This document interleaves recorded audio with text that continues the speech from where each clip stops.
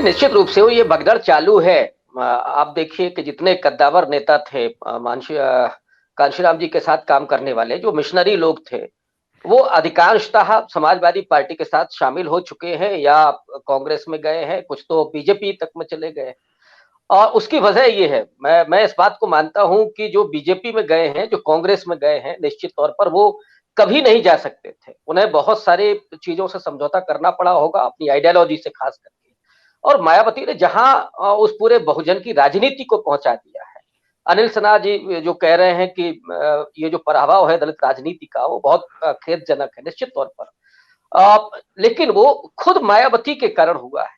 2006 में जब कांशीराम जी दिवंगत होते हैं, उसके बाद सर्वजन की राजनीति पर वो आती हैं और ब्राह्मण को जोड़ करके, और उस समय जो नारे लगते हैं वो आपको बखूबी याद होते हैं, ब्राह्मण शंख बजाएगा हाथी बढ़ता जाएगा। और वो हाथी जिसको मैं शायद एक बार पहले भी कह चुका हूं कि बाबा साहब डॉक्टर अंबेडकर ने उसे अमेरिका की रिपब्लिकन पार्टी से लिया था। वो अब्राहम लिंकन की पार्टी का चुनाव निशान था हाथी, और उसी से प्रेरित होकर के बाबा साहब ने आरपीआई का सपना देखा था, उस पार्टी को बनाने का सपना देखा था। इसी को जब बीएसपी बनाया कांशीराम ने, तो उन्होंने वही चुनाव निशान लिया, हाथी।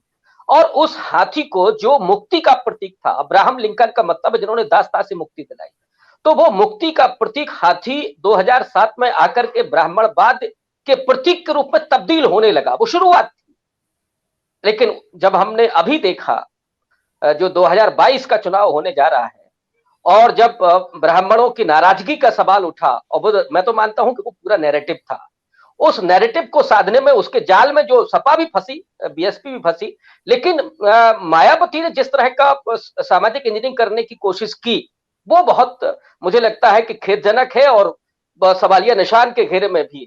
कि जहां अयोध्या में सतीश मिश्रा जाते हैं और जय श्री राम के नारे लगाते हैं, नीला तिलक जो होता था वो लाल में तब्दील हो जाता है, जय भीम का नारा जय श्री राम में तब्दील हो जाता है। और उसी ब्राह्मण सम्मेलन का जब समापन होता है लखनऊ में, तो मायावती गणेश की प्रतिमा भी अपने हाथ में लेती है और त्रिशूल भी थामती है। और मैं इसको बार बार कहता हूं कि अंबेडकर की पूरी राजनीति को मायावती ने सिर के बल खड़ा कर दिया है। इस वजह से जो भगदड़ मची है वो एक वैचारिक पराभव सबसे ज्यादा है। मायावती ने दरअसल अपनी पार्टी को एक प्राइवेट लिमिटेड पार्टी में तब्दील कर लिया, और जो नाराजगी है वो मतदाताओं तक है कि साहब जो मिशनरी राजनीति थी उसको आपने भतीजे को अपने कमान आपने सौंप दी। अखिलेश यादव के साथ आप समझौता करती हैं, गठबंधन करती हैं, उसके बाद तोड़ देती हैं। हालांकि मैं इस बात से सहमत नहीं हो पा रहा हूं कि गठबंधन तोड़ने के कारण भगदड़ मची।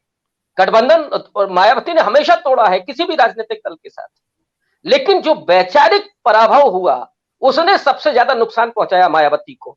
और ये देखा, मायावती पर जितने भी आरोप लगते हैं, चाहे वो पैसा लेने का आरोप हो या संघर्ष ना करने का, आप ये देखिए इन दिनों मायावती लड़ किससे रही है। मायावती ने बीजेपी सरकार पर कोई सवाल नहीं उठाया। वे कांग्रेस को कटघरे में खड़ा कर रही थी, या सबसे ज्यादा घोषित तौर पर वो समाजवादी पार्टी को कटघरे में खड़ा कर रही थी। उन्होंने कहा कि समाजवादी पार्टी को हराने के लिए बीजेपी के साथ भी समझौता कर सकते हैं। तो इसलिए मायावती पर बीजेपी के बी टीम होने के आरोप लगे, और आश्चर्यजनक बात यह है कि मायावती ने कभी उसको खारिज भी नहीं किया। तो ये जो सुविधा परक राजनीति मायावती करने के लिए निकली, सत्ता में दाखिल होने के लिए वो कुछ भी करेंगी। माने कांशीराम साहब ने तो सिर्फ मायावती को मुख्यमंत्री बनाने के लिए बीजेपी का साथ लिया था, लेकिन बीजेपी के मूल्यों को आपने ले लिया जब आप जय श्री राम का नारा लगाते हैं। वो मुझे लगता है कि मतदाता भी उसको बर्दाश्त नहीं कर पाया, और उसके बाद आपको लड़ना नहीं है। और उत्तर प्रदेश की जो राजनीति है, जो समाजवादी पार्टी की बात हो रही थी, मैं समझता हूं कि 2 दशकों तक पिछड़ा बनाम दलित राजनीति होती रही, और इस राजनीति को अब जो आज जिम्मेदारी है अखिलेश यादव के कंधों पर, मैं थोड़ा सा इसको इतिहास में भी देखता हूं कि जब बाबा साहब अपने आखिरी वक्त में है, तो डॉक्टर लोहिया उनको जो चिट्ठियां लिख रहे हैं, जो आदान प्रदान हो रहा है उनके पत्रों का, उसमें डॉक्टर लोहिया बाकायदा उनसे नेतृत्व करने की बात कह रहे हैं। और वो कह रहे हैं कि आप आगे आइए तो दलित और पिछड़ों की राजनीति आगे बढ़ेगी। हम एक एंटी जो कांग्रेस है उस मूवमेंट को, उस राजनीति को आगे करेंगे। वो नहीं हुआ, और हमने देखा कि जब सपा और बसपा की सरकारें आ रही थी, यही अकबरपुर जहां से लालजी वर्मा और रामचंद्र राजभर है, अकबरपुर लोहिया का जन्म स्थान है जो वहां का, और उसे समाजवादी पार्टी चाहती थी कि उसे लोहिया नगर बनाए, लेकिन मायावती जब थी तो उन्होंने अंबेडकर नगर बनाया।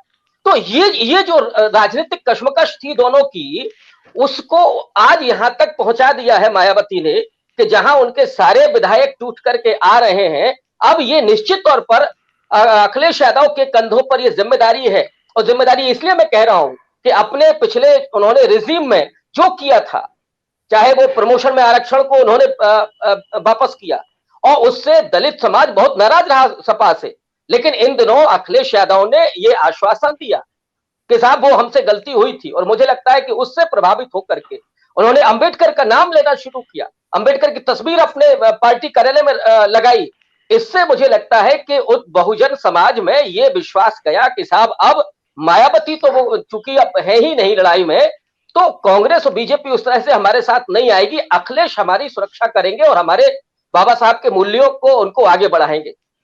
तो जो कई सारी चीजें हैं, जैसे बाबा साहब ने तो प्राइवेट जो ठेकेदारी है उसमें भी आरक्षण की बात की थी, जिसको मायावती ने किया। मैं अजय शुक्ला जी जो कह रहे थे उसकी बात से उनकी बात से थोड़ा सा सहमत नहीं हो पा रहा हूं कि मायावती ने कुछ नहीं किया। मायावती का मूल्यांकन होगा आगे चल करके।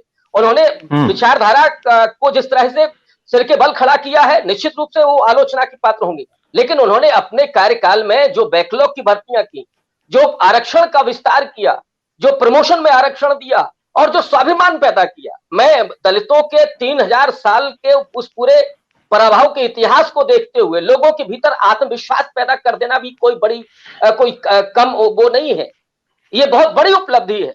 उन्होंने लखनऊ में जिस तरह से स्मारक बनाए, उनको देख करके हिंदुस्तान का पूरा दलित समाज गदगद होता है, उसका सीना चौड़ा होता है।